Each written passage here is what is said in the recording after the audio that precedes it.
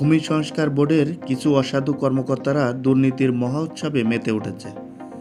আশুলিয়া থানার আউকপাড়া মৌজার ঢাকার নবাব এস্টেটের জমি নিয়ে দুর্নীতির মহা উৎসব চলছে। ন্যাশনাল প্লাজার বহুমুখী সমবায় সমিতি লিমিটেডের নামে 20 একর জমি লিজ বরাদ্দ দেওয়া হলেও সমিতির সদস্যগণ কোনো পাত্তাই পাচ্ছে না। অথচ ভূমি সংস্কার বোর্ড ও নবাব এস্টেটের কতিপয় কর্মকর্তাগণ সমিতির সদস্য নাই এমন লোকেদের নিকট হতে মোটা অঙ্কের টাকার বিনিময়ে প্লট বরাদ্দ দিচ্ছে।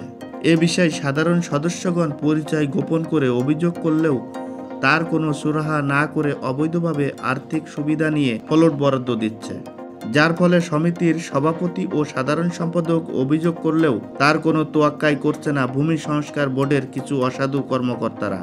এ বিষয়ে একজন সাধু ভূমি কর্মকর্তার আর্থিক লেনদেনের ভিডিও ফুটেজ এসে পৌঁছেছে আজকের গোয়েন্দা সংবাদের হাতে। তার কিছু অংশ ভিডিও প্রকাশ করা হলো এই নিউজে।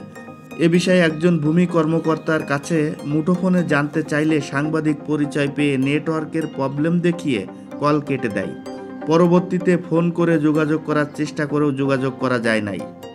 সম্পূর্ণ ভিডিও সহ ব্যাপক দুর্নীতির অভিযোগ নিয়ে ধারাবাহিক প্রতিবেদন আসিতেছে আজকের গোয়েন্দা সংবাদে।